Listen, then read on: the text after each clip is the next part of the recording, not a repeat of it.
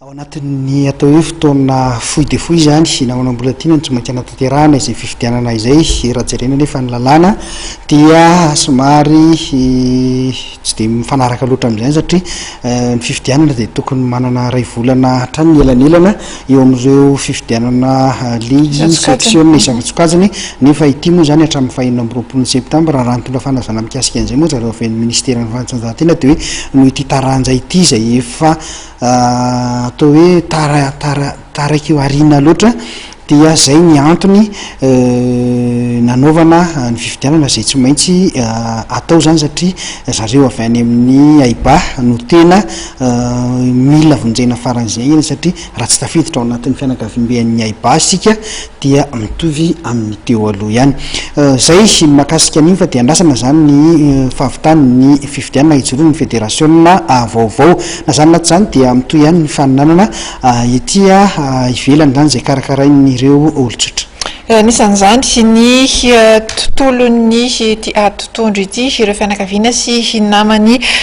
Ramananarivo Laurent na ifantatra tamin'ny anarana hoe maître Kenty izy moa zany dia nodimandry ary anisan'ny efa akalaza tamin'ity taranja tontondro teto Madagasikara ity karakara hetsika fifanana govana ary izy ireo antsoina hoe grand combat de boxe olympique izy ireo amin'ny fahaefatra amby roapolo ny volana aogositra avy zao etsy amin'ny 15 amby tafo etsy Mahamasina.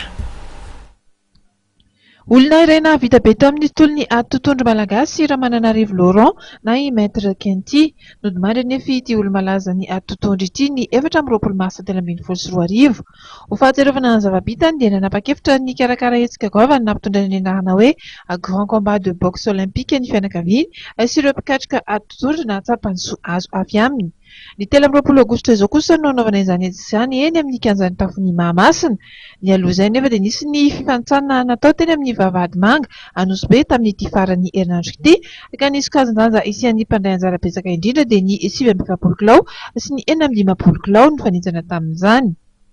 Club 10 no namaly ny antson'ny mpikarakara tamin'ity grand combat de boxe olympique ity fantatra moa fa dia katrokady misy 20 no iseho etsy amin'ny 15 amby tafon'ny Mahamasina io.